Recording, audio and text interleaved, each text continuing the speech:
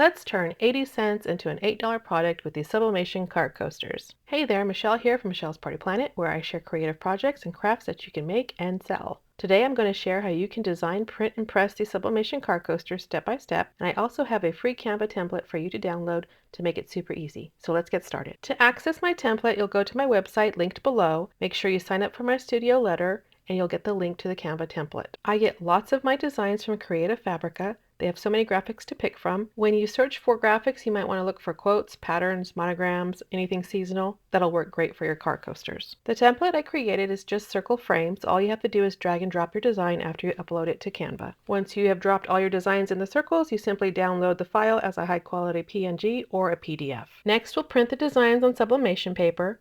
Don't forget to mirror and make sure that you don't have it scaled. You want to print actual size. I'm using A-sub sublimation paper with my Epson F170 sublimation printer. You get 6 coasters on one sheet of 8.5 by 11 paper. We're going to put the neoprene coasters face down on top of the print, and we're going to secure it with heat-resistant tape so it doesn't move. I like to put about 4 pieces of tape per coaster because I do have to put it upside down when I put it into the press. Now we're ready to sublimate the design. I'm using the HTV Ron Auto Heat Press 2. My temp is 395 degrees Fahrenheit.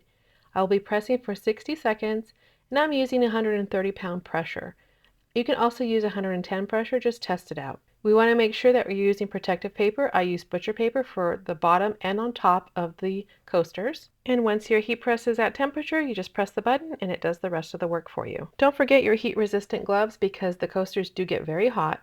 And you might notice that the neoprene coasters can curl slightly after pressing. It's completely normal. I like to flatten them by putting them into a press that is not turned on. If you don't have an extra heat press, just go ahead and put it under something heavy until it flattens. I just put it in my cold heat press for about a couple of seconds and they get flat pretty quickly. Now, if you plan on selling your coasters, packaging helps big time. It makes it look more polished and organized. I package mine in clear retail bags with backer cards and a hanging hole so they're easy to display on my craft table. You can sell them individually or as sets of 2. Small products like this are great impulse purchases at markets, and a lot of people like them for gifts. Another simple tip is to stamp the back with your business name or a logo. It's really nice to add your branding. If you don't have a stamp, you can always print out a label or put a sticker on the back with your business information. These sublimation card coasters are quick to make, inexpensive, and very easy to customize.